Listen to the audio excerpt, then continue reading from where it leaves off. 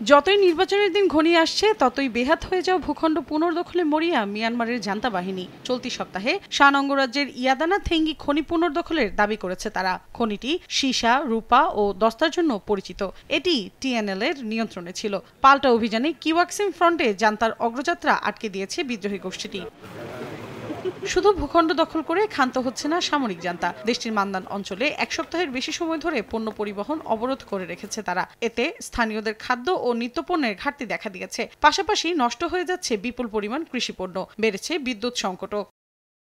এরই মধ্যে নির্বাচনী প্রচারণায় সরাসরি মাঠে নেমেছেন জান্তা প্রধান মিন অং হ্লাইং। সম্প্রতি দেশটির বাণিজ্যিক রাজধানী ইয়াঙ্গুন, বাগো ও মাগওয়ে অঞ্চলের বিভিন্ন শহরে গিয়ে ভোটারদের ভোট দিতে উৎসাহিত করেছেন তিনি।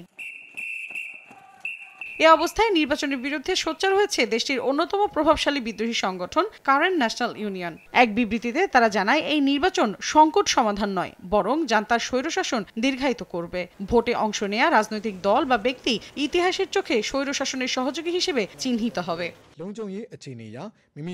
আসন্ন নির্বাচন প্রত্যাখ্যান করেছে মিয়ানমারের জাতীয় ঐক্য সরকার। এক বিবৃতিতে তারা জানায়, এটি ভুয়া নির্বাচন, যার লক্ষ্য ক্ষমতা আঁকড়ে ধরা আর যুদ্ধাপরাধীদের রক্ষা করা। মিয়ানমারের ভবিষ্যৎ জনগণের দ্বারা পরিচালিত অন্তর্ভুক্তিমূলক ও গণতান্ত্রিক প্রক্রিয়ার মাধ্যমে নির্ধারিত হবে। এ অবস্থায় জালিয়াতিপূর্ণ নির্বাচন প্রত্যাখ্যান করতে আন্তর্জাতিক সম্প্রদায়ের প্রতি আহ্বানও জানিয়েছে এনইউজি।